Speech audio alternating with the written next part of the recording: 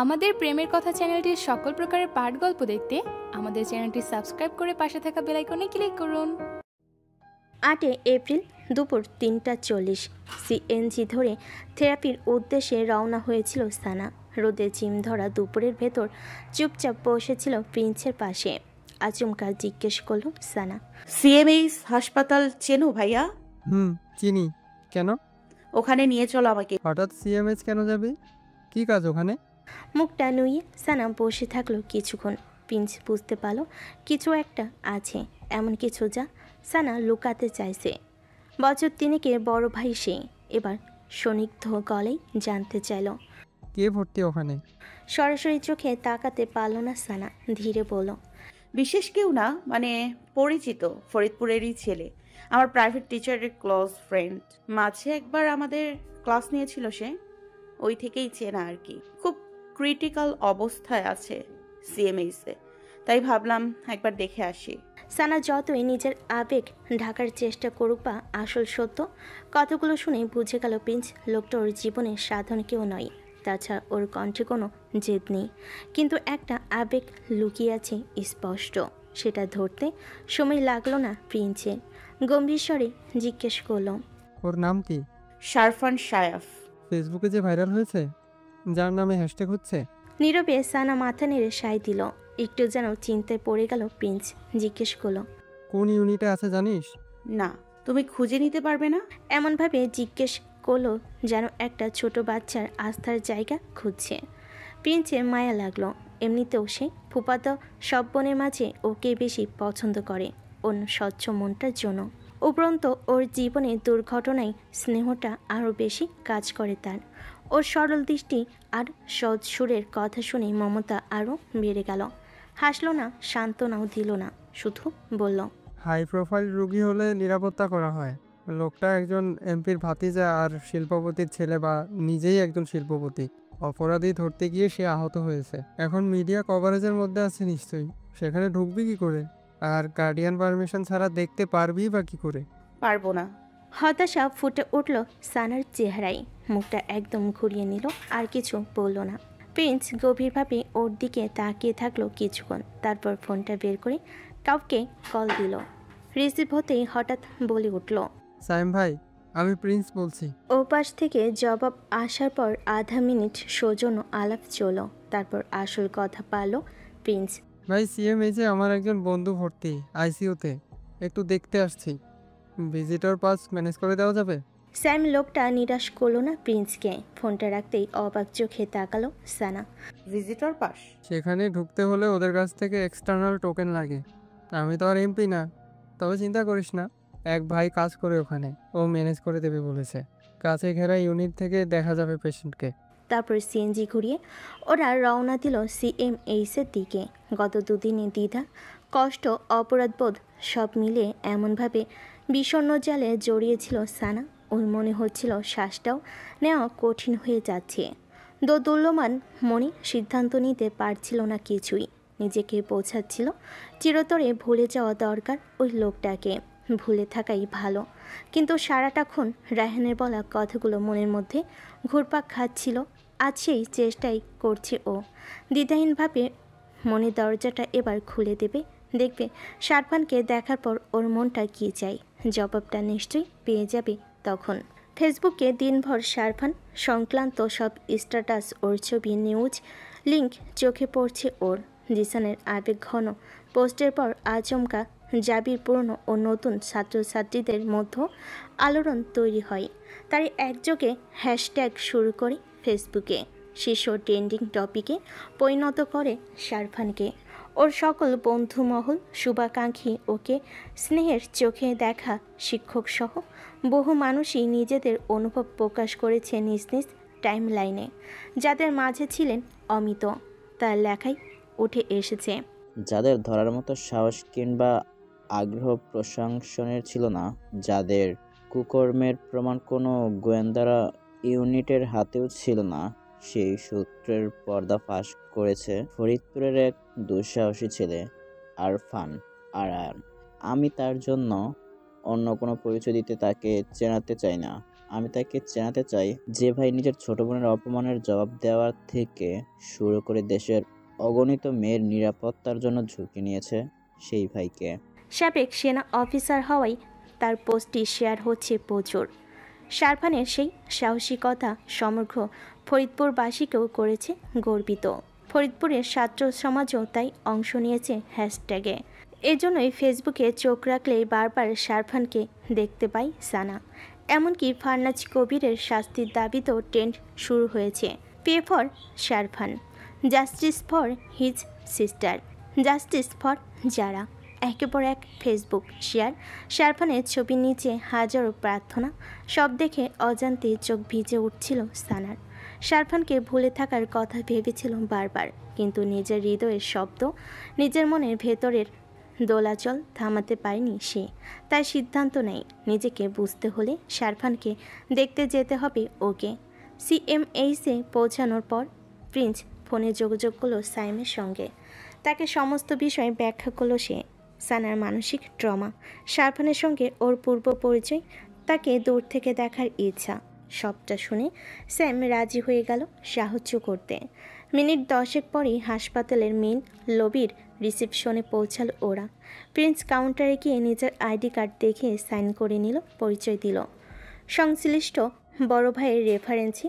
কিছুক্ষণ পর এক অফিসার হাতে একটা ভিজিটর পাস কার্ড তুলে দিল। প্রিন্সকে বলল, শুধু একজন ঢুকতে পারবেন এই কার্ডে। Time window 5 minute. পেশেন্ট ইউনিটে প্রবেশ করা যাবে না। কাজ ঘেরা করিডোরের বাইরে দাঁড়িয়ে দেখা যাবে শুধু। ভিজিটর কার্ডটা প্রিন্স সানার হাতে তুলে দিয়ে বলল, এই কার্ডে ভেতরে ঢুকবি, কাচের এপাশ থেকে দেখতে পাবে। পেশেন্ট ইউনিটে ঢোকা যাবে না। কিছু না বলে মাথা ঝাঁকালো সানা। একা যেতে হবে শুনে একদিকে জড়তা আর অস্বস্তিতে কেমন গুটিয়ে গেল সে ভেতর থেকে। অন্যদিকে বুকের ভেতর এক অদ্ভুত ধুকধুকানি শুরু হলো ওর। বুকের বাঁ পাশে যেন টেনে ধরলো একটা অচেনা আবার না চেনা অনুভূতি। সেই চেনা না চেনা অনুভূতির নামটা কি সানা নিজেও জানে না তা। আইসিইউ ইউনিট নিস্তব্ধ। ঘড়ির কাঁটার টিকটিক আর মনিটরের বিটের শব্দ ছাড়া আর কিছুই শোনা যাচ্ছে না। ঘরের আলো মিলান। শারফানের চোখ জোড়া আধো খোলা, কিন্তু দৃষ্টিতে স্থিরতা নেই। মুখে হাই ফুলো অক্সিজেন মাস্ক, হাতে পায়ে ইন্টারভেনাস লাইনের গাঁট, বুকের দিকে ইসিজি লিড। মনিটরের সবুজ রেখাগুলো শ্বাসের মতোই উঠছে নামছে। ওর নিথর শরীরটাকে ঘিরে 3 জন চিকিৎসক, 2 জন নার্স টানা পর্যবেক্ষণে থাকে সবসময়। ডক্টর তৌকির মনিটরে ডেটা যাচাই করছিলেন চুপচাপ। এরই মাঝে হঠাৎ শারফানের গলাতে এক দম বন্ধ হয়ে আসা ঘরঘরে শব্দ বের হলো। মনিটরে অ্যালার্ম বেজে উঠল, টিট টিট টিট টিট। শব্দটা দ্রুত বাড়ছে। তিনি চমকে উঠে মনিটরের দিকে আরও ঝুঁকে পড়লেন। রোগীর শয্যার পাশে দাঁড়িয়ে থাকা নার্স সিমি সঙ্গে সঙ্গে চিৎকার করে উঠল, স্যার, রোগীর শ্বাস প্রশ্বাস বন্ধ হয়ে যাচ্ছে, ঘাড় বুক সব টান টান হয়ে যাচ্ছে, কনভালসিভ মুভমেন্ট শুরু। পাশের ওয়ার্ক স্টেশন থেকে মনিটরের অ্যালার্ম শুনতেই ডক্টর ইমরান দ্রুত ছুটে এলেন। এতক্ষণে ডক্টর তৌকির নির্দেশ দিলেন, ওর পজিশন ঠিক করো, মাথা সাইডে নাও, সাকশন টিউব ইনসাইড করো, এয়ারওয়ে ব্লক হচ্ছে, রক্তের অক্সিজেনের পরিমাণ 86 থেকে 83-তে নেমে যাচ্ছে, প্রেশার 70/35, হার্টবিট 50। রেসপিরেটরি ডিস্ট্রেস শুরু হয়েছে, দ্রুত অ্যাকশন চালাও। নল খুলে ট্রাকিয়া পরিষ্কার করো, সম্ভবত সেক্রেশন জমে গেছে ফুসফুসে। সিমি রিফ্লেক্স টিউব ঢুকিয়ে সাকশন চালু করে। সেই ফাঁকে নার্স ফারজানা ইনজেকশন প্রস্তুত করছিল। তাড়াহুড়ো করে বলে ওঠে, স্যার, শরীর ঝাঁকুনি দিচ্ছে, সেডেটিভ দেব? না, আগে রেসপিরেশন স্টেবিলাইজ করো। ব্রঙ্কো ডাইলেটর রেডি রাখো যদি ব্রঙ্কোস্পাজম হয়। কয়েক সেকেন্ড পর ফারজানা রিপোর্ট করলো, স্যার, মুখে ফেনা জমছে, ঠোঁট চোখ নীলচে হয়ে যাচ্ছে, ব্লু ডিসকালারেশন। অক্সিজেন মাস্ক খুলে হাই ফ্লো বাড়াও। ভেন্টিলেটর ফ্লো ফুল ওপেন করো। আইভি ফ্লুইড পুশ করো এখনই। হাইপোটেনশন চলতে থাকলে কার্ডিয়াক অ্যারেস্ট হয়ে যেতে পারে। স্যার, বুক কম্প্রেশন করব? না, এখনো পালস আছে, কিন্তু সবাই রেডি থাকো। অ্যারেস্ট হলে সঙ্গে সঙ্গে সিপিআর শুরু করতে হবে। তারপর এক মুহূর্তেই হঠাৎ শারফানের পুরো শরীরটা নিস্তেজ হয়ে এলো। মাথা একদিকে হেলে পড়লো, বুক ওঠানামা থেমে গেল একদম। মনিটরে বিপটনের গতি কমে এলো, টিট টিট টিট। প্রতিটা শব্দের মাঝে বাড়তে লাগলো বিরতি। কাপা কাপা সবুজ রেখাগুলো কেমন যেন সোজা হয়ে আসছিল মনিটরে, যেন যে কোনো মুহূর্তে পুরো রেখাটা মিলিয়ে গিয়ে একটাই সরল দাগ হয়ে যাবে। Sir, respiratory silence. Doctor Toukir ঝাঁপিয়ে পড়লেন শারফানের বুকের কাছে। সিমি ওর বুকের উপর দুহাত রেখে চাপ দিতে শুরু করলো। ঠোঁটে ফাঁক দিয়ে চাপা গলায় গুনতে লাগলো 1 2 3 4 5। চাপগুলো ছিল দ্রুত কিন্তু ছন্দে বাধা। ডক্টর ইমরান এক পলকে মনিটরের দিকে তাকিয়ে বলেন, পালস আসছে না এখনো। সিপিআর চালিয়ে যাও। ফারজানা, অ্যাড্রেনালিন ইনজেকশন রেডি করো, 1 mg এখনই। স্যার, ইনজেকশন ড্র করে ফেলেছি, নিচ্ছি এখন। পুশ করো এখনই। আইভি লাইনে সরাসরি দাও এবং সঙ্গে সঙ্গে মনিটর দেখো। একটু রেসপন্স দিলেই এক্সট্রা অক্সিজেন পুশ করব। ডক্টর তৌকির মনিটরের দিকে চোখ রাখলেন। মনিটরের উপর এখন শুধু চাপা শব্দ, চলমান বিফটোন, যেন শেষ সীমানায় দাঁড়িয়ে আছে এক জীবন। প্রতিটি সেকেন্ড যেন ঘন্টার মতো বাজছে ওটিতে। রক্তে অক্সিজেনের পরিমাণ একেবারে নিচে, হার্ট রেট ড্রপ করছে। ভেন্টিলেটর প্রেশার বাড়াও, সাপ্লিমেন্টারি অক্সিজেন ফুল ফ্লোতে দাও। সেক্রেশন রিমুভ হয়েছে কিনা চেক করো আবার। সিমি গুনতে গুনতে চাপ দিতে থাকলো। 15 16 17। গেম উঠেছে সে, কিন্তু হাতের গতি থেমে নেই। ডক্টর তৌকির এবার নিজে স্টেথোস্কোপ রেখে শুনলেন শারফানের বুকের শব্দ। 1 সেকেন্ড, 2 সেকেন্ড। তখনই হঠাৎ মনিটরের রেখাটা এক মুহূর্তে থেমে গিয়ে আবার টিট। হার্টবিট ফিরছে। মৃদু চিৎকারে বলে উঠল ফারজানা। ডাক্তার দেখলেন, ধীরে ধীরে নিঃশ্বাস ফেলে বলেন, লয়াল রিদম ফিরে এসেছে, পালস স্টেবল, রক্তে অক্সিজেনের পরিমাণ বাড়ছে, ব্রঙ্কো স্পাজম কনফার্ম ছিল। হার্ট রেটও ধীরে ধীরে রেগুলার হচ্ছে স্যার। গুড। ইমপ্রেশন বন্ধ করো, এবার ব্রিদিং পর্যবেক্ষণ করো। অ্যাকশন ধরে রাখো, ইন্টেনসিভ কেয়ার বাড়াতে হবে। পরের 4 ঘন্টা ক্রিটিক্যাল। স্তম্ভিত বেশে সানা তখন আইসিইউ ইউনিটের গ্লাস ঘেরা করিডোরের ঠিক শেষ মাথায় দাঁড়িয়ে, যেখানে ভিজিটররা দাঁড়িয়ে রোগীদের দূর থেকে দেখতে পারে। 5 মিনিটের ভিজিটর পার্স ওর হাতে। আশেপাশে নির্জনতা, শুধু দূরে মাঝে মাঝে নরম পায়ে হাঁটার শব্দ। মাথার উপর সাদা আলোগুলো ঝিমঝিম করছে। সামনে বিশাল কাছে জানালা দিয়ে দেখছিল আইসিইউর ভেতরে পুরো ইউনিটটা। ভেতরে ঝাপসা আলোয় একটাই শয্যা দেখতে পাচ্ছিল সে, যেখানে শারফান নিথর অবস্থায় শুয়ে আছে। মুখে হাই ফ্লো অক্সিজেন মাস্ক, গায়ে পাতলা হাসপাতালের চাদর। চারিদিকে সারি সারি মেডিকেল যন্ত্রপাতি আর মনিটর ও নিথর শরীরটাকে ঘিরে চিকিৎসক ও নার্সেরা টানা পর্যবেক্ষণে। তারপর আচমকা ভেতরে যেন একটা অস্থিরতা ছড়িয়ে পড়ল। এক একজন ডাক্তার আর নার্স দ্রুত এগিয়ে আসে ওর কাছে। কেউ ওর মাথার কাছে ঝুঁকে পড়ে, কেউ ওর গলার ভেতর একটা টিউব ঢুকি কি যেন করতে থাকে, আবার বুকের উপর চাপ দিতে থাকে অনবরত। মনিটরের দিকে দেখতে থাকে, বারবার ইঞ্জেকশন দেয়। কারো চোখে মুখে ভয় নেই ঠিকই, কিন্তু প্রবল উদ্বেগ। সারা কিছুই শুনতে পাচ্ছিল না। কাছের শব্দ নীরোধ দেওয়ালের কারণে, তবুও বুঝতে পারছিল খুব গুরুতর কিছু ঘটেছে। শারফানকে বাঁচানোর চেষ্টা চলছে। বুকের ভেতরে সে সময় একটা অস্পষ্ট ঝাঁকুনি আর ভয় অনুভব করছিল সে। মাথার মধ্যে কোনো চিন্তাও চলছিল না সেই মুহূর্তে।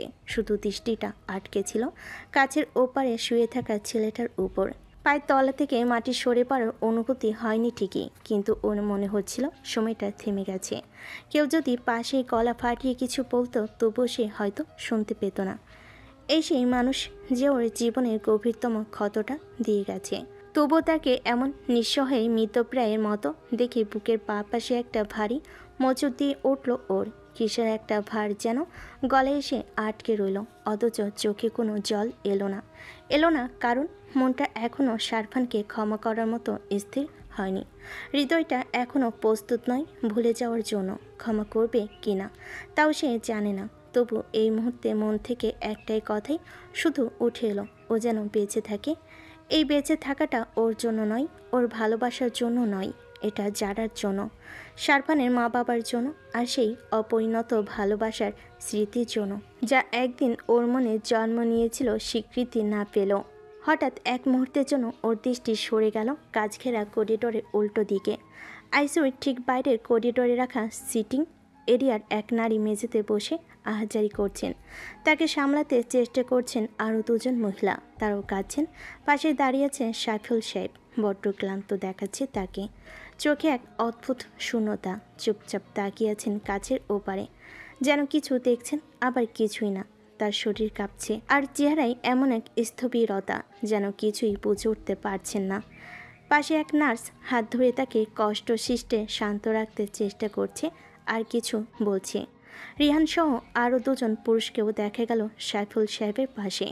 তাদের ঠিক পেছনে একটি ধূসর বেঞ্চ, তার পাশে একজন হাসপাতাল স্টাফ নিশ্চুপ দাঁড়িয়ে, হয়তো কোনো প্রোটোকলের অপেক্ষায়। সবার চেহারাতেই কেমন ভয় আর কান্নার আভাস দেখতে পেল সানা, আর বুঝে ফেল যে মহিলাকে সামলানোর চেষ্টা করছে সবই তিনি শারফানের মাই হবেন। এত দূর থেকেও তাদের মুখভঙ্গি, শরীরী ভাষা সব বলে দিচ্ছে কি ভয়াবহ একটা মুহূর্ত পার করছেন তারা। নার্স এসে হয়তো শারফানের ক্ষণিক পূর্বের শোচনীয় অবস্থার কথা অবগত করাই ওকে হারানোর ভয়ে জেগে উঠেছে সবার মাঝে। তাদের দিকে একটানা তাকিয়ে থাকতে থাকতে কেমন প্রস্তরে পরিণত হলো ও, যার মাঝে কোনো শব্দ নেই, কান্না নেই। তবুও ওর দৃষ্টি ঝাপসা হয়ে এলো, দাঁড়িয়ে থাকার শক্তি আর পেল না যেন। ভিজিটর পার্সটা ওর হাতের মুঠোয় চেপে ধরা, ভেতরে চলা নীরব সংঘাত নিয়ে অনুভূতি শূন্যের মতো ফেরার পথে হাঁটতে শুরু করলো ধীর পায়ে। যে ঘৃণা ও বয়ে বেড়াচ্ছে, সেই ঘৃণা নিচে জমে আছে কিছু অতল অজানা অনুভব। এটা কি ওর করুণা, নাকি অবচেতন কোনো টান যা সবসময় অস্বীকার করছে সে? রাত 1:48, আইসিইউ ইউনিট। বাইরে নিস্তব্ধতা, করিডোরের বাতাসটাও যেন থমকে আছে। আইসিইউর ভেতরের আলো মিলান, আলো আধারের এক নরম আবরণে ঘেরা ঘরটা। আর কখনো জেগে না ওঠার পণ করে যেন ঘুমিয়ে আছে শারফান। তার মাস্কের নিচে শ্বাস প্রশ্বাস চলছে ধীরে। একপাশে নার্স ফারজানা নিয়ম মতো রাউন্ড নিচ্ছিল, মনিটর, ইসিজি, লাইফ সাপোর্টের সব কিছু খেয়াল করছিল এক নজরে। হঠাৎ তার চোখ আটকে গেল শারফানের মুখে। ওর চোখের পাতা সামান্য কেঁপে উঠল যেন। একটু থেমে আবার নড়ল একবার। ফারজানা থেমে গেল কয়েক সেকেন্ড, বুঝতে চেষ্টা করলো এটা কি শুধু রিফ্লেক্স নাকি জেগে ওঠার লক্ষণ। সে আর দেরি না করে এগিয়ে গেল ওর বেডের দিকে, চোখ রাখলো মনিটরে। একটু নিচু হয়ে ভালো করে লক্ষ্য করলো ওর চোখের পাতা আর মুখের সাড়া। স্যার, চোখের রেসপন্স আসছে। ডক্টর তৌকির বসেছিলেন, সঙ্গে সঙ্গে উঠে এলেন, এক হাত এগিয়ে দিলেন শারফানের চোখের উপর। আঙ্গুলের হালকা স্পর্শে ওর পাতাটা সামান্য নড়ে উঠল। কিছু সাড়া পেলেন ওর হাতেও। ডান কোনোইতে একটা টান পড়ল। নার্স সিমি এগিয়ে এসে ভেন্টিলেটরের সাপোর্ট মাত্রা একটু নামিয়ে দিল। কয়েক সেকেন্ডের মধ্যে শারফানের বুকে অল্প ওঠানামা হলো, যেন নিঃশ্বাস নিতে চেষ্টা করছে নিচে নিচে। ঠোঁটটা কেঁপে উঠল, গলা নিচে পেশিতে একটা ঢেউ খেলো। মুখের মাস্কের আড়াল থেকে ভেসে এলো অস্পষ্ট রুদ্ধকণ্ঠের একটা গঙ্গানির মতো আওয়াজ। ডক্টর তৌকির ফারজানার দিকে তাকিয়ে বলেন, ভালোর দিকে যাচ্ছে, স্নায়ু রেসপন্স আসছে, স্পেস্টিক মুভমেন্ট নেই, চেতনাটা ধীরে ধীরে ফিরছে। স্যার, প্যারালাইসিসের কোনো লক্ষণ নেই। এখনই বলা যাবে না, কিন্তু হাত পা সাড়া দিচ্ছে। রিফ্লেক্স টেস্ট করতে হবে 1 ঘন্টার পর। মনিটরের একপাশে তখনও স্থিরভাবে জ্বলছিল কয়েকটি গাঢ় সংকেত, যেগুলো প্রমাণ করে এই মানুষটা এখনও লড়ছে। 10 এপ্রিল বিকাল 4:30। জানালা দিয়ে বিকেলে নরম রোদ পড়ছে ঘরের ভেতরে। চন্দনে সুন্দর ঘ্রাণ ছোটাছুটি করছে সারা ঘরে। একটা হালকা ইনসেন্স বার্নার থেকে আসছে ঘ্রাণটা। ক্লান্তিতে জর্জরিত সানা থেমে থেমে ওর এলোমেলো কথাগুলো ব্যক্ত করতে শুরু করেছে রায়হানের কাছে। রায়হান চুপচাপ শুনছে আর পর্যবেক্ষণ করছে ওকে। কথা বলতে বলতে হাতে একটা টিস্যু মুচড়ে যাচ্ছে সানা অনবরত। একটু থামতেই ওকে পানির গ্লাসটা এগিয়ে দিল রায়হান, তারপর জিজ্ঞেস করলো, ওর সিচুয়েশনে তোমার কেমন অনুভূতি হচ্ছিল? রাগও না, ঘৃণাও না, শুধু ভয় লাগছিল, প্রচন্ড ভয়, কষ্টও হচ্ছিল। এক অদ্ভুত খালি খালি লাগছিল বুকের ভেতর। মনে হচ্ছিল সময় থেমে গেছে, ওর বুকটা আর উঠছে না। ডাক্তার আর নার্সদের কি ছোটাছুটি, ওর মায়ের কি চিৎকার করে কান্নাকাটি। তোমার চোখে পানি এসেছিল তখন? হ্যাঁ, চোখ ভিজেছিল, কিন্তু কান্না আসেনি। মনে হচ্ছিল কাঁদবো, কিন্তু কোথাও যেন একটা আটকে ছিল সব। দাঁড়িয়ে দেখতে দেখতে শরীরটা অবশ হয়ে আসছিল কেমন। আমি তখন চাইছিলাম ও যেন বেঁচে থাকে। বেঁচে থাকাটা তুমি ওর জন্য চাওনি, তাই না? না, এই চাওয়াটা কোনো ভালোবাসা থেকে ছিল না। এটা ছিল এক রকমের চাওয়া, যেন কেউ মরে গিয়ে এত সহজে পার না পায়। আবার এটাও যেন ছিল ওর মা কাঁদিয়েছিলেন যেভাবে, আমি পারছিলাম না সেই কান্না উপেক্ষা করতে। ওই লোকটা যে পৈশাচিক নির্যাতন করেছিল আমাকে, সে ওই মায়ের সন্তান। এখন সে শুয়ে আছে হসপিটালের মরার মতো। এটা সহ্য হচ্ছিল না আমার। আমি বুঝতে পারছিলাম না যে মানুষটা আমাকে সবচেয়ে বেশি কষ্ট দিয়েছে সে মানুষ না দানব। এই প্রশ্নটাই যেন ধোঁয়াশা হয়ে গেল হঠাৎ। তুমি কি জানো শানা, এই কথাটা বলার মধ্যে বড় একটা পরিবর্তনের শুরু হয়েছে তোমার। কি পরিবর্তন? আমি তো আজও ঘুমাতে পারি না ঠিকভাবে। চোখ বন্ধ করলেই মনে পড়ে একটা হিংস্র কুকুর ঝাঁপিয়ে পড়েছে আমার উপর। ও লেলিয়ে দিয়েছে, আমাকে খামচে কামড়ে মেরে ফেলতে চাইছে কুকুরটা। আর তখন মনে হয়েছিল জীবনটা শেষ আমার। কখনো জ্ঞান হারিয়েছি, কখনো জেগেছি, আবার কখনো স্বপ্ন দেখেছি আমার মুক্তির, আমার মৃত্যুর।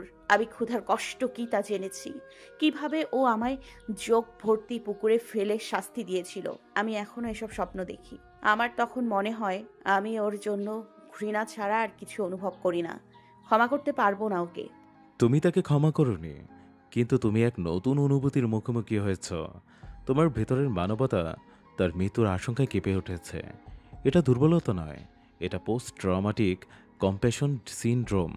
ভিকটিম ধীরে ধীরে এমন এক জায়গায় পৌঁছায় যেখানে সে নিজেই অনুভব করতে শুরু করে, যে মানুষটা আমাকে সবচেয়ে বেশি কষ্ট দিয়েছে সেও হয়তো একসময় মানুষ ছিল। তার ভেতরেও ছিল দুর্বলতা, ভ্রান্তি। তুমি যখন সেই বাঁকে দাঁড়িয়ে, যেখানে যন্ত্রণা উৎসটাকেও সম্পূর্ণরূপে ঘৃণা করা আর সহজ থাকছে না, জীবনের একটা জটিলতম বাস্তবতার সামনে দাঁড়িয়ে আছো শানা। একই ব্যক্তিকে ঘৃণা ও সহানুভূতি, দুটো বিপরীত অনুভূতিতে একই সঙ্গে অভিভূত হওয়া, এটাকে বলে অ্যাম্বিভ্যালেন্ট ইমোশনাল রেসপন্স। এটা স্বাভাবিক, আর এটা অসুস্থতা নয়। কিন্তু আমি তো চাইছিলাম ওকে ভুলে যেতে। আমি খুব চেষ্টা করেছিলাম ওকে দেখতে যাব না, কিন্তু পারিনি নিজেকে আটকাতে। আমি কি তাহলে দুর্বল হয়ে গেছি? আমি আবার ওকে ভালোবেসে ফেলছি না তো? দুর্বলতা যদি হয় মানবিক হওয়া, তাহলে হ্যাঁ, তুমি দুর্বল হয়েছ। কিন্তু দুর্বলতা যদি বোঝায় ভুল সিদ্ধান্ত, তাহলে না, তুমি দুর্বল হওনি। তুমি একদারে পরিণত মানবিক অবস্থায় পৌঁছেছ শানা। সেখানে তুমি বুঝতে শিখেছ প্রতিশোধ আর ঘৃণা দুটোই আসলে তোমার নিজের ভেতরের শান্তিকে আটকে রেখেছে। তুমি হয়তো এখনও জানো না এটা ভালোবাসা কিনা, জানা জরুরিও নয়, কিন্তু তুমি এখন বুঝতে পারছো তোমার অনুভব শুধু সাদা বা কালো নয়। তার প্রতি ঘৃণা, রাগ, ভয় এসব যেমন তোমার মধ্যে ছিল, তেমনি এখন সহানুভূতিও জন্ম নিচ্ছে। এর বিপরীত অনুভূতিগুলো একসঙ্গে দেখা দেয় যখন মন আর শরীর দুটোই ট্রমা থেকে নিজস্ব পথে খুঁজে নিতে চায়। তখন সেটাকে বলে জটিল আবেগীয় সাড়া। এটা ট্রমার পর একটা স্বাভাবিক মনস্তান্ত্রিক অবস্থা। মনস্তন্ত্রের ভাষায় যেটাকে আমরা বলি অ্যাম্বিভ্যালেন্ট ইমোশনাল রিকনসিলিয়েশন। একই ব্যক্তিকে তুমি দোষী ভাবছ, আবার তার জন্য উদ্বেগও অনুভব করছো। এটা খুব স্বাভাবিক। এই অবস্থাটা যেমন কনফিউজিং, তেমনই এর মধ্য দিয়ে একজন মানুষ নিজের মধ্যে বড় কোনো পরিবর্তন টের পায়। এর মানে কি আমি ওকে ক্ষমা করে দিচ্ছি? নিজের অনুভবের প্রতি সেই একই দ্বিধা দ্বন্দ্ব সানার মাঝে। ক্ষমা কোনো শেষ স্টেশন নয়, এটা একটা যাত্রাপথ। তুমি সেই পথে হাঁটা শুরু করেছ শুধু। তুমি এখনও নিশ্চিত না তুমি কোথায় থামবে, কিন্তু তুমি ঠিক পথে এগোচ্ছ। এটা সবচেয়ে গুরুত্বপূর্ণ। তুমি শারফানকে ভালোবাসো কিনা এটা জানার জন্য তাড়াহুড়া করো না, কারণ এখন যেটা দরকার সেটা হলো তোমার অনুভূতিগুলোকে গ্রহণ করা, বিচার করা না। তুমি দেখতে গিয়েছ কারণ তোমার হৃদয়ের একটা অংশ চেয়েছে সে যেন সহজে পার না পায়, সে যেন মৃত্যু দিয়ে শাস্তি না পায়। আর হয়তো তার মায়ের কান্নার ভেতরে তুমি অনুভব করেছ সেই মানবিক টান। এটা ক্ষমার প্রতিশ্রুতি না, এটা সেই জড়তা কাটানোর প্রথম ধাপ, নিজের ব্যথার ভার নামিয়ে রাখা শুরু। এটা হলো তোমার মুক্তির সূচনা। হ্যাঁ, ওকে ভালোবাসি কিনা তা আর বুঝতে চাই না আমি আর এই ঘৃণাটা বয়ে বেড়াতে পারছি না। এই ঘৃণাটা যেন বিষ হয়ে গেছে, আমার দম বন্ধ করে দিচ্ছে। আমি শুধু চাই এই কষ্ট থেকে বেরিয়ে আসতে। তুমি বুঝতে পারছো এই ঘৃণাটা তোমার ক্ষতি করছে। এই যে বুঝতে পারাটা হলো অনেকটা পথ এগিয়ে যাওয়া। এটা নিজের শান্তির দিকে এগোনো। ক্ষমা মানে ভুলে যাওয়া না, মানে সম্পর্ক মেরামত করা না। এটা একটা সিদ্ধান্ত শুধু। আমি আর এই বোঝা বয়ে নিয়ে চলবো না। তুমি চাইছো সুস্থ হতে, এটাই আমাদের থেরাপির সবচেয়ে বড় জায়গা। আমি জানি না ও বাঁচবে কি না, জানি না আমি আসলে কি চাই, কিন্তু একটা ব্যাপার এখন বুঝতে পারছি। ওই মুহূর্তে আমি যেটা অনুভব করেছি ওর জন্য, সেটা লজ্জার কিছু না। আমি ভুল কিছু করিনি, আমি শুধু একজন মানুষ হিসেবেই প্রতিক্রিয়া দিয়েছি। এটাই শানা, তোমার অনুভবটা একদম ভুল না। এটা মানবিক প্রতিক্রিয়া, যেটা শুধু তুমি না, অনেক ভুক্তভোগী কখনো না কখনো অনুভব করেছে। এবং এটাই তোমার আত্মমুক্তির শুরু। তুমি যেটা এখন বলছো, আমি শুধু চাই এই কষ্ট থেকে বেরিয়ে আসতে, এটাই সবচেয়ে গুরুত্বপূর্ণ। আর তা শুরু হোক ক্ষমা থেকে। কিন্তু এটা ওর জন্য না, এটা তোমার জন্য, তোমার আত্মমর্যাদার জন্য, তোমার মানসিক সুস্থতার জন্য, তোমার ভবিষ্যতের জন্য। আমি কি পারবো? তুমি তো শুরু করেই ফেলেছ।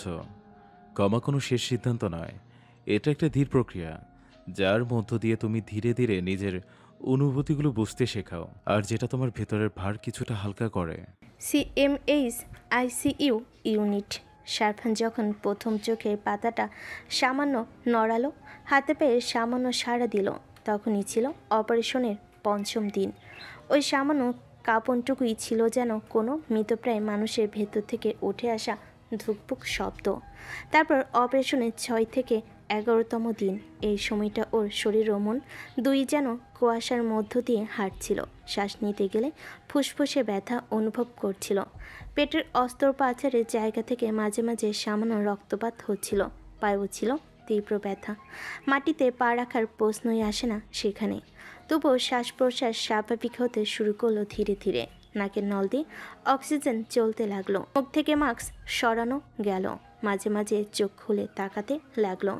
চেনা মুখ দেখলে একটুখানি ভুরু কুচকানো, ঠোঁট নাড়ানো, মাঝে মাঝে অস্পষ্ট শব্দ করত। একদিন সাইফুল সাহেবকে দেখে বলে উঠেছিল, তুমি এখানে কি করো সারাদিন? বহুদিন পর ওর সেই তীক্ষ্ণ জোরালো পরশদীপ্ত স্বর। ক্লান্ত তবু স্পষ্ট ছিল শব্দগুলো। পরিচিত শারফানের আত্মা যেন ধীরে ধীরে ফিরছে।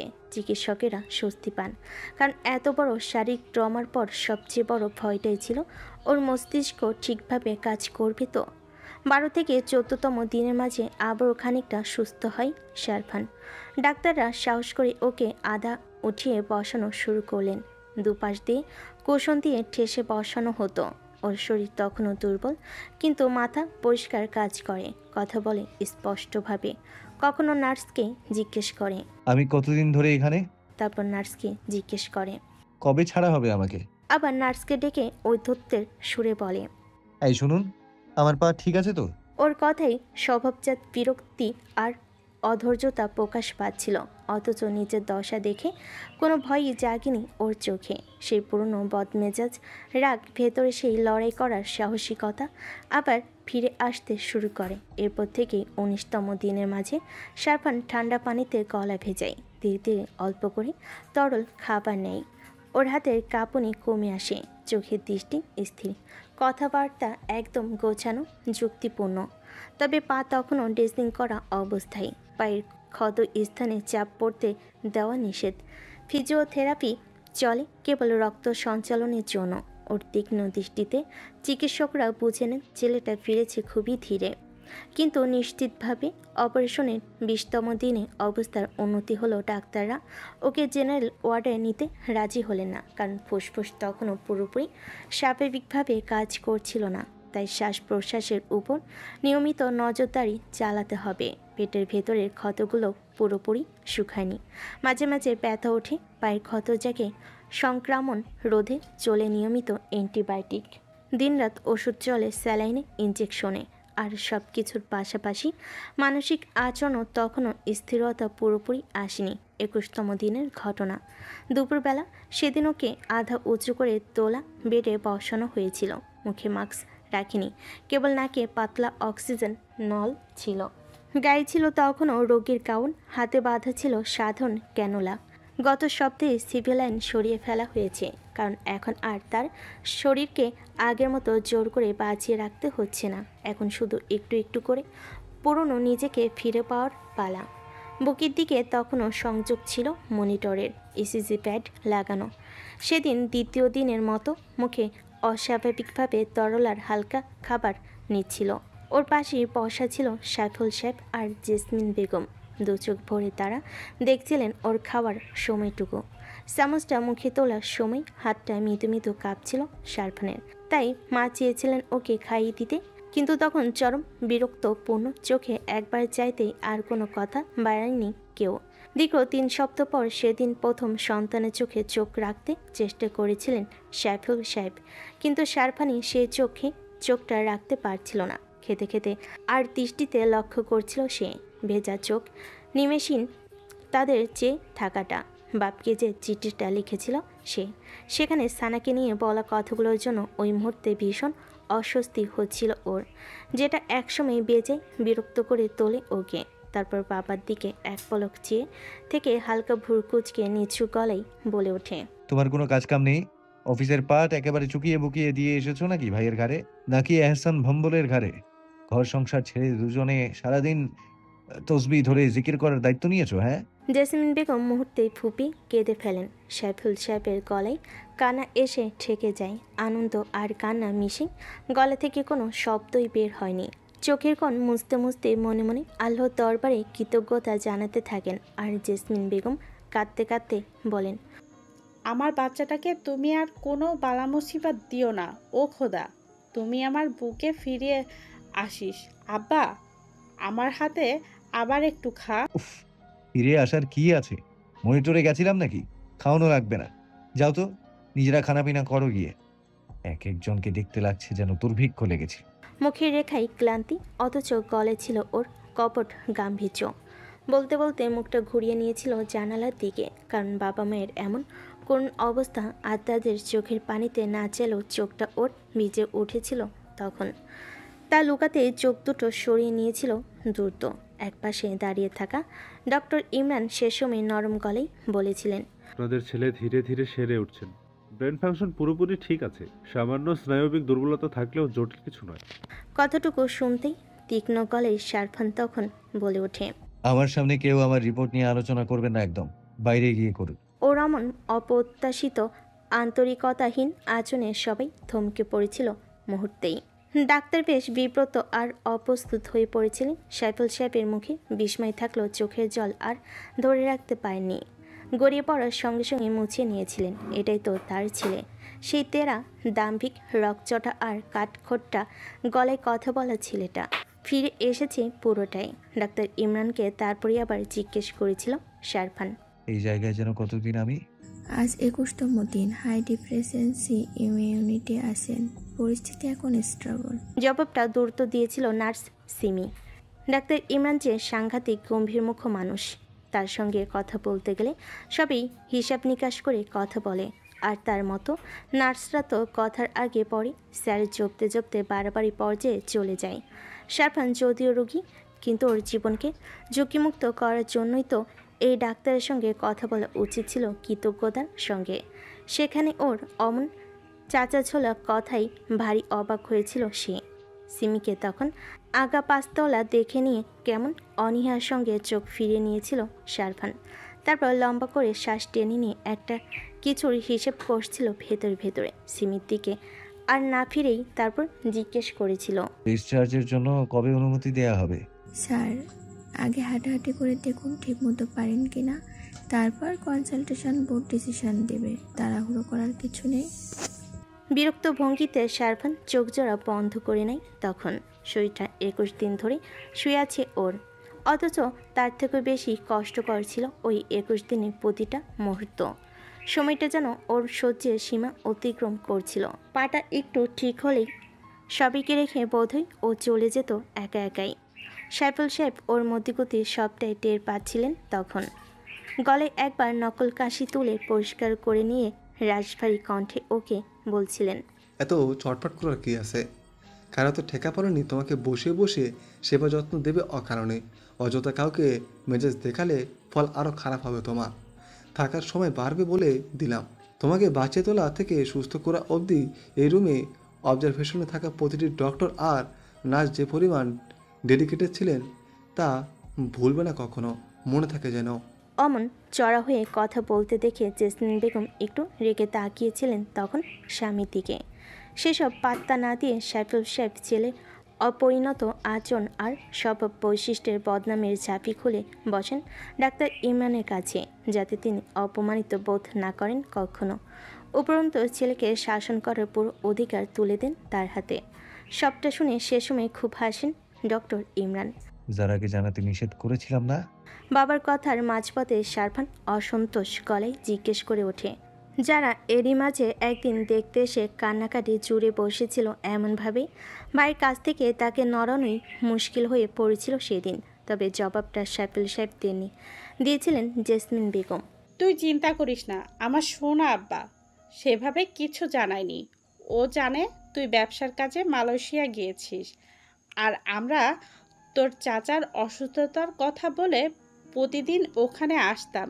কিন্তু তুই ফোনে কেন কথা বলিস না ওর সঙ্গে? এই নিয়ে শেষ কিছুদিন খুব রাগারাগি শুরু করে দেয়, কান্নাকাটি করে। তোর আব্বু কি বলে যেন বুঝিয়েছে, তোর পায়ের সমস্যা তো আর ঢাকা যাবে না। এর জন্য শুধু বলেছি এয়ারপোর্ট থেকে রওনা হওয়ার পথে অ্যাক্সিডেন্টে তোর পা ভেঙে গেছে। এখনও এটাই জানে, কোনো ফোন, ট্যাব, ল্যাপটপ কিছু ধরতে দেয়নি ওকে। টিভির লাইনটাও কেটে রেখেছে তোর আব্বু। আর তুই বলে দিয়েছিলি না ও পুরোপুরি সুস্থ না হওয়া পর্যন্ত তোর চাচি আর মিথির সঙ্গে যেন কোনো যোগাযোগ করতে দেয়নি একদম। ওরা কেউ আসেওনি তোর বাসায়, রিয়ানারাও কেউ কিচ্ছু জানায়নি ওকে। April 29, CMH। অপারেশনের পর কেটে গেছে 25 দিন। প্রতিটি মুহূর্তের সঙ্গে যুদ্ধ করে অবশেষে আজ খানিকটা স্বস্তির নিঃশ্বাস ফেলেছে চিকিৎসক দল।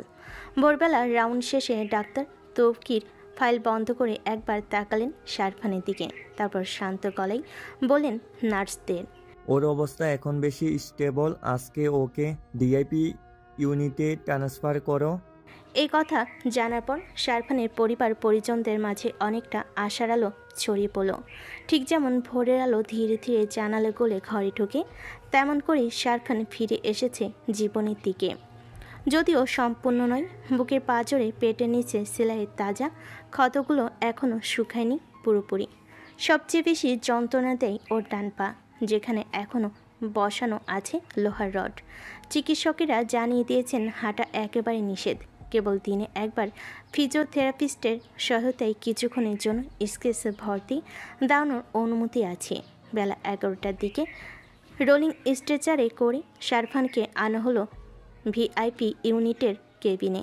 সাদা রঙা দেওয়ালের শান্ত সুশৃঙ্খল সেই কক্ষ, জানালার পাশে হালকা আলো, পর্দা সরিয়ে বাইরে সবুজ পাতার দোল, আর কেবিনে বিছানাটা বড় আরামদায়ক, রোগীকে যেন একটু দম নিতে দেওয়ার জন্যই বানানো।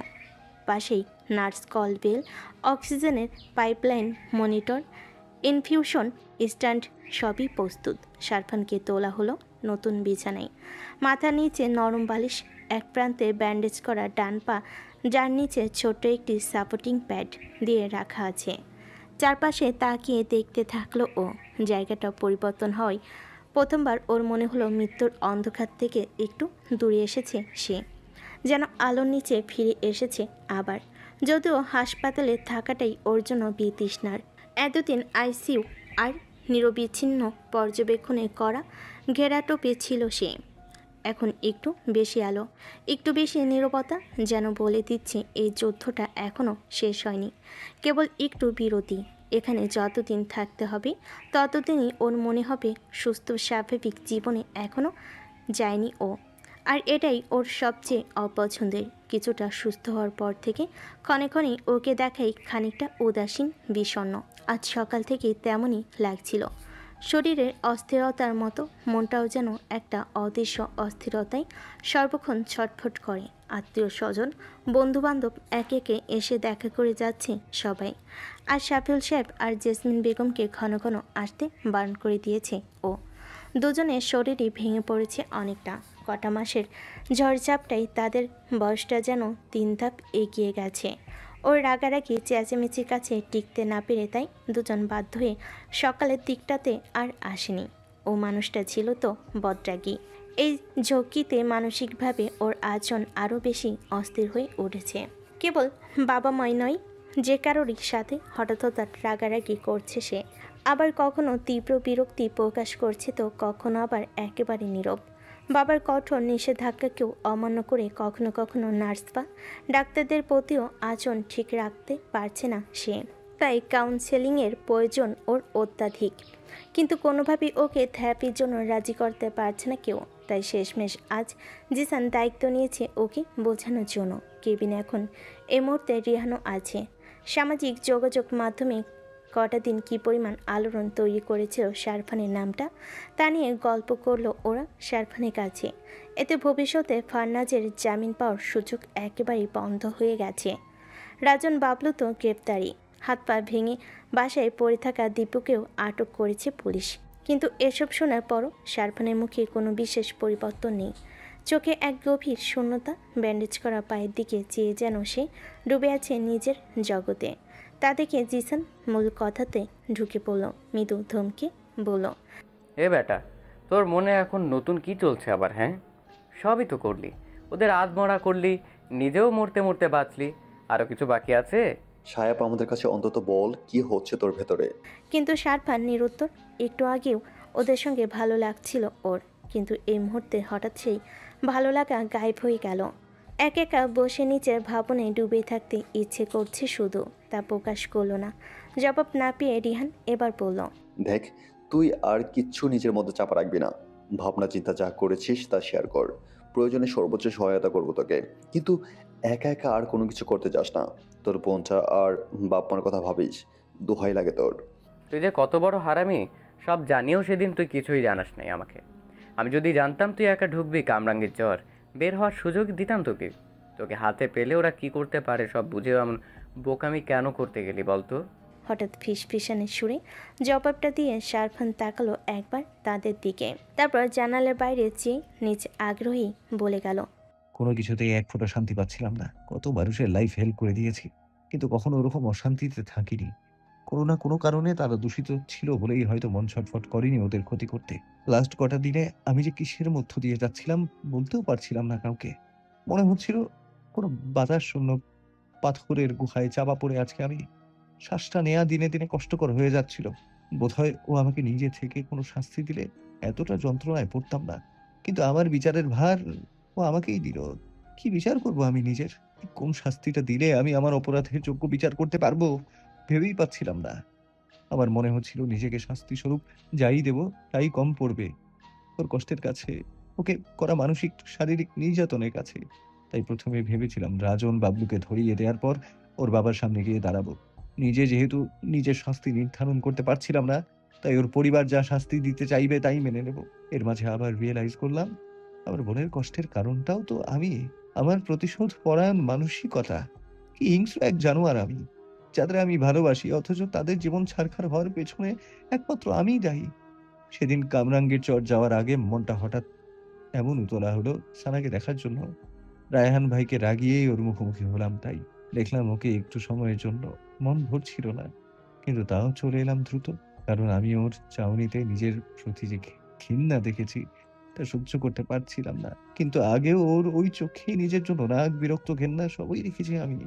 অমন কষ্ট কখনো হয়নি আগে। সেদিন যে কষ্টটা হয়েছিল, কারণ আগে তুই গুরুত্বই দিসনি নিজের ফিলিংসটাকে, বলল রিহান। কথাটার বিপরীতে কিছুক্ষণ চুপ থাকলো শারফান, প্রলম্বিত শ্বাসটা ফেলে বলল আবার, ওর ঘেন্নায় আমার ভেতরের দম বন্ধ লাগা সমস্যাটা আরো বাড়িয়ে দিল সেদিন। যতকাল বেঁচে থাকবো ততকাল ও ওভাবেই তাকাবে আমার দিকে ঘেন্না নিয়ে। এই ভাবনাটা আমার ভেতরে গেঁথে গেল একদম। আইসিইউতে বাণীর বাঁচা মরার লড়াই, আব্বুর কার্ডিয়াক অ্যারেস্ট, এসবও মনে পড়তে থাকতো। তখন রিয়েলাইজ করলাম একটা সন্তান জন্ম দিয়েছে আমার বাপ। তাই মনে হয়েছিল বাবলুদের হাতে আমার নৃশংসভাবে খুন হয়ে মরে যাওয়াটাই ঠিক হবে আমার জন্য। কারণ সানাকে কথা দিয়েও তো নিজের জন্য সঠিক কোনো শাস্তি খুঁজে পাচ্ছিলাম না। আবার আমার বাণী সারাটা জীবন কত কষ্ট বয়ে নিয়ে বাঁচবে, সেখানে আমি আনন্দ ফুর্তি করে সুস্থ স্বাভাবিক জীবন পার করবো। আমার চোখের সামনে দেখবো একটা ছক বাঁধা নিয়ম কানুনের জীবন নিয়ে হাঁসফাঁস করে ওর বেঁচে থাকাটা ভাবতেই পারছিলাম না। তা আর সহ্য করবো কিভাবে? সেদিন আব্বুর সাথে একবার কথা বলার ইচ্ছে হয়েছিল খুব, কিন্তু সময়টা উপযুক্ত ছিল না বলে কি সব হাবিজাবি কথা মাথায় এলো। তাই লিখলাম চিঠিতে। এহসানকে বিরক্ত করলাম। চিঠিটা ওকে আমার বাড়িতে এসে নিয়ে যাওয়ার কথাটা জানিয়েই বেরিয়ে পড়লাম বাবলুর সঙ্গে। ওদের আঘাতে বুলেটে যে অসহনীয় এক একটা ব্যথা ছড়িয়ে পড়ছিল আমার শরীরে, শ্বাস নিতে কষ্ট হতে লাগলো। আমার তখন বাঁচার চেষ্টার বদলে মনে হচ্ছিল আমার ভালোবাসার মানুষগুলোকে যে কষ্ট দিয়েছি আমি, তার যোগ্য শাস্তি নিচ্ছি আমি। আমার মৃত্যুই হোক শ্বাসটা একেবারে বেরিয়ে গিয়ে। কি ভয়ঙ্কর আত্মঘাতীর মতো চিন্তাভাবনা তোর। ওটা তাহলে নিঃসন্দেহে সুইসাইড মিশন ছিল তোর, কোনো মিশন শোডাউন ফোডাউন না। তুই কি পাগল হয়ে গিয়েছিলি সায়াফ? বোধ হয় পাগলই লাগতো আমার। কি করব না করব কিছুই বুঝতে পারছিলাম না। আর রিহানকে দেখালো স্তম্ভিত। শারফিনকে বকাঝকা বা কোনো কিছু বলার মতো মুখে শব্দ জুটল না তার। শুধু জিসানকে বলল, আপনার সাইকিয়াট্রিস্ট ভাইয়ের সঙ্গে কথা বলুন তো ভাই, উনি ওর কাউন্সিলিংটা করাক, যেহেতু সব জানেনও নেই। কাইন্ডলি আজকে থেকে ওর থেরাপি সেশনটা শুরু করতে বলুন। জিসান বুঝল শারীরিক চিকিৎসা যতখানি জরুরি শারফানে, ততখানি জরুরি ওর মনের চিকিৎসাটাও। শারফানকে আবারও একচোট রাগারাগি করে সেদিনই সেই কথা বলল রায়হানের সঙ্গে। রায়হান রাজি হলো অনায়াসেই। 25টা দিনের মাঝে সেও দুবার দেখতে এসেছিল শারফানকে। ওর অবস্থা দেখে বেশ খারাপ লাগতো তারও। বিশেষ অনুমতিতে সিএমএইচ এসে পরের দিন থেকে সকালেই নির্দিষ্ট একটি সময় এসে শারফানের কাউন্সিলিং শুরু করলো। কেন যেন তার থেকে থেরাপি নিতে কোনো অজর আপত্তি করল না শারফান। হয়তো সানার কী অবস্থা এখন তা জানার সুযোগ পাবে বলেই। কিন্তু নিজের মানসিক অবস্থাটা কতখানি বিপজ্জনক পর্যায়ে তা সে বুঝতেও চেষ্টা করল না। ওর সঙ্গে প্রথম সেশনেই রায়হান যা বুঝল তার থেরাপি শুধু শারফানের জন্য কেবল চিকিৎসা নয়, একটি জীবন রক্ষা অভিযানও। শারফান কোনো সাধারণ ট্রমা ভিকটিম নয়। তার মানসিক অবস্থার পেছনে রয়েছে বহু স্তর জটিলতা। ওর ভেতরে কাজ করছে গভীর অপরাধবোধের ঘূর্ণি বা প্যাথোলজিক্যাল গিল্ট। ওর কথাতে সবচেয়ে বেশি ঝিলিক দিচ্ছিল অপরাধবোধ। রায়ন খেয়াল করে ও নিজের কৃতকর্মের জন্য স্রেফ অনুশোচনা করছে না, বরং সানার চাওয়াকে গভীরভাবে সমর্থন করে নিজেকে বিচারকের আসনে বসে শাস্তি দিতেও চাইছে। আর ওর এই স্বশাস্তির আকাঙ্ক্ষা এতটাই প্রবল যে সে বারবার মৃত্যুকে গৌরবময়ী পরিণতি হিসেবে কল্পনা করছে। পিটিএসডির প্রথম শ্রেণীর উপসর্গসহ আরও একটি বিপজ্জনক উপসর্গ আছে এর মাঝে, চেতনা বিচ্ছিন্নতা বা ডিসোসিয়েশন। শারফানের চোখে এখন সে নিজে যেন অপরিচিত কেউ। সে যেন নিজের শরীর আর আত্মার মাঝে একটা দূরত্ব তৈরি করে ফেলেছে। ওর মধ্যে এখন আর আমি বলে কিচ্ছু নেই, বরং সে নিজেকে দূর থেকে দেখছে একটা অপরাধী সত্তা হিসাবে। আর সেই অপরাধী সত্তার একমাত্র মুক্তি শাস্তি, কঠিন নির্মম অবসানমুখী শাস্তি। এই বোধই ওর ভেতরে জন্ম দিয়েছে এক ভয়ানক আত্মা ধ্বংস প্রবণতা। তারপর দেখা গেছে ওর মাঝেও দ্বৈত মানসিক টানাপোড়েন বা অ্যামবিভ্যালেন্ট ইমোশনাল কনফ্লিক্ট। ভেতরে এক ধরনের দ্বিমুখী আবেগীয় দ্বন্দ্ব চলছে। সানাকে কষ্ট দিয়েছে সে, এটা সে জানে। সে সানাকে ভালোবাসে, এটাও সে অস্বীকার করছে না। কিন্তু এই ভালোবাসার প্রকাশভঙ্গি ছিল বিকৃত, সসহিংস, অধিকারবোধে ভরপুর। এসব মিলিয়ে রায়হান বহু আগেও বুঝিয়েছিল আর এখনও বুঝল, শারফানের হৃদয় যে ভালোবাসা ছিল তা ছিল অসম্পূর্ণ, অপরিণত এবং দখলদারি মনোভাবজাত। কিন্তু ট্রমা ও বিকৃত প্রেম মিলে এখন যে ছিন্ন ভিন্ন আবেগ তৈরি হয়েছে ওর মাঝে, সেটা ওকে গ্রাস করে নিচ্ছে। 7 মে বেলা 1টা। কিছুক্ষণ আগে শফিউল সাহেবকে নার্স এসে জানালেন থেরাপিস্ট এসেছে, একটু দেখা করতে চেয়েছে। সাইফুল সাহেব এলেন। তারপর নার্সের সঙ্গে ভিআইপি ইউনিটের একটি নিরিবিলি রুমে। ছোট্ট কাঠের টেবিল, 2টো চেয়ার, পাশে খোলা জানালা। ওখানেই বসেছিল রায়হান, একটা নোটবুক খুলে রাখা তার সামনে। সাইফুল সাহেব তার মুখোমুখি বসলে সে শান্ত গলায় বলল, স্যার, আপনাকে কয়েকটা গুরুত্বপূর্ণ ব্যাপারে বুঝে বলা দরকার, তাই ওর থেরাপি শেষ করেই দেখা করতে বললাম। কোনো সমস্যা নেই, বলুন না। আমি চেষ্টা করব একটু সহজ করে বোঝাতে। বুঝতে অসুবিধা হলে নির্দ্বিধায় আমাকে প্রশ্ন করবেন স্যার। কোমল আবেগপূর্ণ কণ্ঠে রায়হান বলল। সাইফুল সাহেব মনকে তখন কিছুটা প্রস্তুত করে নিলেন। রায়হানের কণ্ঠে তিনি বুঝে গেলেন যা শুনতে যাচ্ছেন তা খুব একটা সুখকর নয় হয়তো। তবে গত কয়েকটা মাস ধরে যে ঝড়ের মুখোমুখি হচ্ছেন তার থেকে নিশ্চয়ই ভয়াবহ কিছু নয়। তিনি আলগোছে মাথা নেড়ে সায় দিলেন। স্যার, সায়েফের থেরাপি চলছে আজ 7 দিন। এই 1 সপ্তাহের পর্যবেক্ষণে আমি যা বুঝতে পেরেছি সেটা আপনাকে জানিয়ে রাখে। আপনার ছেলের বর্তমান সমস্যা কেবল শারীরিক নয়, এটা এক ধরনের গভীর অভ্যন্তরীণ মানসিক সংঘাত, যেটা আমরা বলি ইনার সাইকোলজিক্যাল কনফ্লিক্ট। এই সংঘাতের মূল কেন্দ্র আছে ভয়াবহ অপরাধবোধ ও আত্মগ্লানি, যা ওকে ধীরে ধীরে ঠেলে দিচ্ছে আত্মধ্বংসাত্মক ন্যায়বোধে। সায়াফ মনে করে সে এমন এক পাপ করেছে যার শুদ্ধি পৃথিবীর কোনো বিচার ব্যবস্থা সম্ভব নয়। তাই সে নিজেই নিজের বিচারক, নিজের শাস্তিদাতা হয়ে উঠেছে। ওর কাছে মৃত্যুই একমাত্র উপযুক্ত সাজা। এই চিন্তাটাকে বলা হয় সেলফ ডিস্ট্রাকটিভ জাস্টিস ডিসঅর্ডার, একটি গুরুতর মানসিক অবস্থা যেখানে মানুষ নিজের ধ্বংসের মাধ্যমেই মুক্তি খোঁজে। ওর এই মানসিক গঠনের পেছনে দুইটি বিষয় স্পষ্টভাবে কাজ করছে। প্রথমত, সায়াফ শাহানার চোখে যে ঘৃণা দেখেছে সেটাকে সে গ্রহণ করেছে জীবন্ত বিচার হিসাবে। সেই ঘৃণা ওর কাছে আদালতের রায়, ন্যায় বিচারের প্রতীক। কিন্তু সে তাতেও শান্তি পায়নি, বরং সে মনে করেছে এই ঘৃণাই যথেষ্ট নয়, ওকে আরও বড় শাস্তি পেতে হবে। সেই শাস্তি হতে হবে মর্মান্তিক যন্ত্রণাময়। দ্বিতীয়ত, ওর মধ্যে তৈরি হয়েছে একটি ভয়ানক মূল্যহীনতার সংকট। সে নিজেকে ভাবছে, আমি আর ভালো মানুষ হওয়ার যোগ্য নই। আমি যাদের ভালোবাসেছি তাদের জীবনই নষ্ট করেছি। এই অনুভূতি থেকে জন্ম নিয়েছে চরম হতাশা ও বেঁচে থাকার অনিচ্ছা। সেদিন মিশনে শুধু এক ভয়ানক শারীরিক যুদ্ধের মধ্যে দিয়ে যায়নি ও, ওর ভেতরে চলেছিল গভীর এক মানসিক যুদ্ধ। ওর সঙ্গে যুক্ত হয়েছে আবেগ নিয়ন্ত্রণের ব্যর্থতা, যা পোস্ট ট্রমাটিক স্ট্রেস ডিসঅর্ডার প্রাথমিক লক্ষণ। রেগে চিৎকার করা, হঠাৎ চুপ হয়ে যাওয়া, চারপাশের মানুষকে দূরে ঠেলে দেওয়া, সব মিলিয়ে এই মুহূর্ত ও এক জটিল মানসিক পরিস্থিতির মধ্য দিয়ে যাচ্ছে। ধরুন, এখন যদি শানা আবারও ওর প্রতি ঘৃণার চোখে তাকায়, তাহলে সে আবারও আত্মঘাতী চিন্তার দিকে ফিরে যাবে। কারণ ওর মস্তিষ্ক একটি বিকৃত মানসিক সমীকরণে বিশ্বাস করে চলেছে, ঘৃণা ইকুয়াল বিচার, অর্থাৎ ঘৃণা যত তীব্র, বিচার ততই সম্পন্ন। আবার সেই ঘৃণা সহ্য করার মতো মানসিক সামর্থ্য নেই। বাস্তবে বিচার মানে শুধুই ঘৃণা নয়, বিচার মানে হতে পারে স্বীকারোক্তি, সংশোধন, ক্ষমা চাওয়া কিংবা নিজেকে বদলানো। কিন্তু ও এখানে এই বিকল্প মানেগুলো বুঝতে চাইছে না। তাই শুধু ঘৃণার মাধ্যমেই সে বিচার খুঁজে ফিরেছে, যা এক ধরনের মানসিক ফাঁদ। বেশ কষ্টসাধ্য হবে ওকে বোঝাতে, কিন্তু আমি হাল ছাড়ব না। ও এখন ভয়ানক এক আত্মঅভিশাপের চক্রে আটকে আছে। ও ভাবছে ক্ষমা মানেই ভুলগুলো মুছে ফেলা, দোষ থেকে মুক্তি পাওয়া।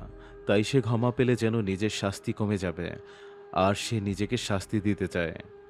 আমার থেরাপির মূল লক্ষ্য হলো এই আত্ম অভিশাপের চক্র ভাঙা এবং ওর মনে নতুন একটা বিশ্বাস গড়ে তোলা, যেখানে সে নিজের ভুল স্বীকার করবে, দায়ভার নেবে, কিন্তু নিজেকে ধ্বংসের পথে ঠেলে দেবে না। এই উপলব্ধির মূল ভিত্তি হলো ক্ষমা। তবে এইখানে ক্ষমার অর্থ হচ্ছে নিজের প্রতি ক্ষমা। যদি আমরা ওকে এই উপলব্ধি দিতে পারি, ও তখন বুঝবে বেঁচে থেকে নিজের ভুল শোধরানোর প্রকৃত ন্যায় বিচার।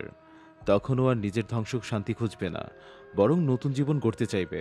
তবে এখানে ক্ষমা মানে এই আশ্বাস দেওয়া নয় ওকে আর শানা ঘৃণা করবে না, বরং মানসিক যন্ত্রণার ভার থেকে নিজেকে মুক্তি করা, অপরাধবোধকে এক জায়গায় থামিয়ে দিয়ে নিজের জীবনের নতুন পাতা খোলার সুযোগ দেওয়ার ক্ষমা। কিন্তু শঙ্কাটা হলো, এই উপলব্ধিগুলো যদি দিতে না পারি, তাহলে একদিন হয়তো শুধু শানার চোখে শুধু ঘৃণার পূর্ণ একটা চাহনি আর একটা অভিমানের ঝলকই যথেষ্ট হবে ওকে আবারও নিজের কঠিন শাস্তির মাঝে শেষ করার মতো সিদ্ধান্তে ঠেলে দিতে। আপনি কি বুঝতে পারছেন স্যার আমার কথাগুলো? জবাবের বদলে কেমন ফাঁকা দৃষ্টিতে সাইফুল সাহেব চেয়ে রইলেন রায়হানের দিকে।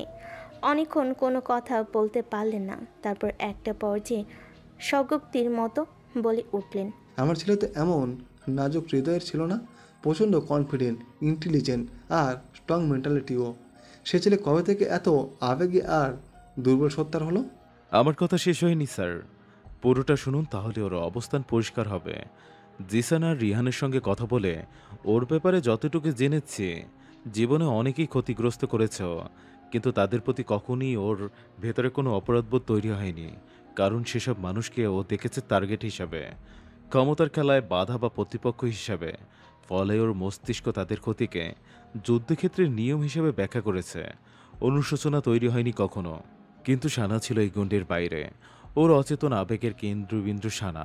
যদিও সে এটা অতীতে কখনো স্বীকার করেনি, এমনকি নিজেও পরিষ্কারভাবে বোঝেনি, তবুও নিজের মতো করে শানাকে সে অনুভব করত এক ধরনের অধিকার, আত্মীয়তা আর টান দিয়ে। শানার সঙ্গে তার একটা অন্তর্গত ভেতরের মানুষের সম্পর্ক তৈরি হয়েছিল, যেটা হয়তো ভাষাহীন কিন্তু গভীর। ভেতরের মানুষের সম্পর্ক মানে শানা যেন ওর নিজের আত্মার একটা অংশ হয়ে গিয়েছিল। আর ঠিক এই জায়গাতেই সায়াফ করেছে সবচেয়ে ভয়ানক ভুল। ও নিজের জীবনের সবচেয়ে গোপন, সবচেয়ে কোমল অনুভূতির উপরে ভুল করে আঘাত করেছে। ও আঘাত করেছে ওর ভালোবাসার কেন্দ্রবিন্দুতে। তাই ওর এই ট্রমা কেবল কোনো আচরণগত অপরাধের পরিণতি নয়, এটা এক ধরনের হৃদয়ের নৈতিক ভাঙন। আমরা একে বলি trauma of harming A love one, একটা গভীর মানসিক অবস্থা যেখানে অপরাধবোধ কেবল কাজের জন্য নয়, বরং কার প্রতি তা করা হয়েছে সেই সম্পর্কের মানের উপর নির্ভর করে গড়ে ওঠে। সাহেব জানে সে শুধু সানার দেহে আঘাত করেনি, সে আসলে নিজের অনুভূতির হৃৎপিণ্ডে আঘাত করেছে। ওর ট্রমার মূল সূত্র এটাই। সানা কেবল ওর কাছে কোনো এক ভুক্তভোগী নয়, সে ছিল ওর মনের গভীরে লুকিয়ে থাকা ভালোবাসার মানুষ। এই কারণেই ওর অপরাধের গভীরে গিয়ে বসেছে। সেজন্য ভাবছে এই অপরাধের শুদ্ধি একমাত্র নিজের সর্বনাশের মাধ্যমেই সম্ভব। আর আমরা একে বলি সেলফ ডিস্ট্রাকটিভ মোরাল লজিক, মানে ভালোবাসার প্রতি অপরাধ ইকুয়াল অমর্জনীয় অপরাধ, ইকুয়াল আত্মধ্বংসই ন্যায্য শাস্তি। স্যার, সায়েফের ট্রমা অন্য সবার থেকে আলাদা।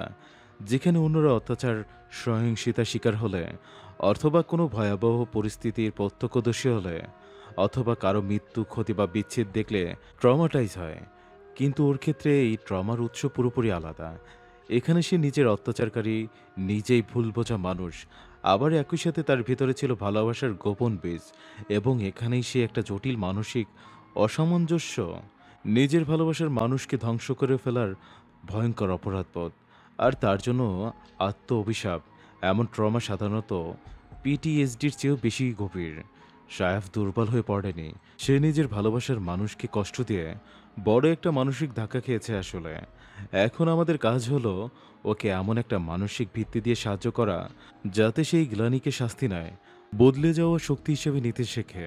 আমাকে তাহলে বলুন, আমি ঠিক কি করলে ওকে বাঁচতে পারবো? কি করতে হবে আমাকে? স্যার, সায়াফ এখন এমন এক মানসিক অবস্থায় আছে যেখানে সে নিজেকেই নিজের সবচেয়ে বড় শত্রু মনে করছে। ওর সকল ভুল বিশ্বাস থেকে ওকে বের করতে হলে আগে দরকার একটা নিরাপদ মানসিক জায়গা, মানে এমন একটা পরিবেশ যেখানে ও নিজেকে মুক্তভাবে প্রকাশ করতে পারে, কাঁদতে পারে, চুপ থাকতে পারে, রাগ করতে পারে। কেউ কোনো প্রশ্ন করবে না, বিচার করবে না, এবং এই জায়গাটা আপনি হতে পারেন। আপনি যদি শুধু বোঝান আপনি ওর পাশে আছেন, তাহলে ধীরে ধীরে ওর মনটা স্বাভাবিক হবে। ও বিশ্বাস করবে আমি একা না, আমাকে কেউ এখনো মানুষ হিসাবে দেখে। কারণ ওকে যতটুকু বুঝেছি, ও অতিমাত্রায় চাপা হৃদয়ের মানুষ। ওর ভেতরের কথাকে টেনে বের করা না পর্যন্ত ও কিচ্ছু প্রকাশ করে না। এই দুর্ঘটনার বেশ আগে থেকে ও এই গভীর ট্রমার শিকার হয়েছে, যেটা বোধহয় আপনারা কেউ বিন্দুমাত্র টের পাননি ওকে দেখে। ও বুঝতে দেয়নি কোনোভাবে। বুঝতে পেরেছি তা। স্যার, আরেকটা গুরুত্বপূর্ণ জিনিস হলো সানার ব্যাপারে আপনার দৃষ্টিভঙ্গি। সায়েফ যদি দেখে আপনি সানার প্রতি সহানুভূতিশীল, তার কষ্টকে সম্মান করছেন, তাহলে ও মনে হবে আমি ভুল করেছি, তবু আমার প্রিয় মানুষটাকে কেউ সম্মান করছে। অথবা বাবা তো সানার দিকেই আছেন, কিন্তু আমাকেও পুরোপুরি ঘৃণা করছেন না। তাহলে কি আমি এখনও একজন মানুষ হিসেবে টিকে আছি? এখনই কি বদলাতে পারি আমি? ওকে অনুভব করাতে হবে কেউ যদি ভালোবাসার মানুষকে কষ্ট দেয়, তাতেই সে ভালোবাসা পুরোপুরি ঘৃণায় রূপ নেয় না। সবসময় ভালোবাসার ভেতরে জায়গা থাকে ক্ষমার, বোঝাপড়ার, সহানুভূতির। তাহলে ওর মনের মধ্যে একটা নতুন বিশ্বাস জন্মাবে।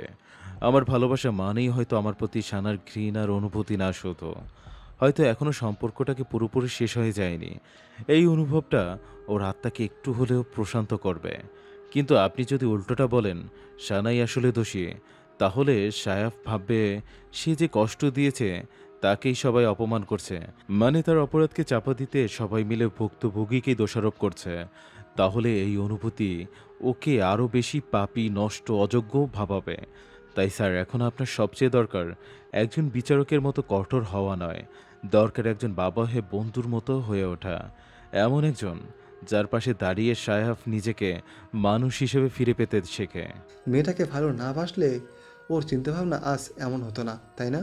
ছেলেকে হারানোর ভয় আর ছেলের মানসিক পরিস্থিতি জেনে দুশ্চিন্তা, কষ্ট থেকে না চাইতেও ক্ষিপ্ত প্রতিক্রিয়া দিয়ে ফেললেন তিনি। আর ভালোবাসা মানে কি এরকম ভয়ঙ্কর সব চিন্তা করতে হবে? আজকাল অন্য কোনো ছেলেরা ভালোবাসে না নাকি? ভালোবাসা তো সবার একরকমের হয় না স্যার। কেউ একটু ভালোবাসে, কেউ খুব গভীরভাবে। সায়াফ ওর অনুভবের ব্যাপারটা যেদিন বুঝেছে, সেদিন থেকে সানার প্রতি ওর টানটা দিনে দিনে শুধু বেড়েই চলেছে। আর এখন সেটা একেবারে চরমে পৌঁছেছে। গভীরতাটা যত বেশি, প্রভাবটাও তত গভীর হয়, এটাই স্বাভাবিক।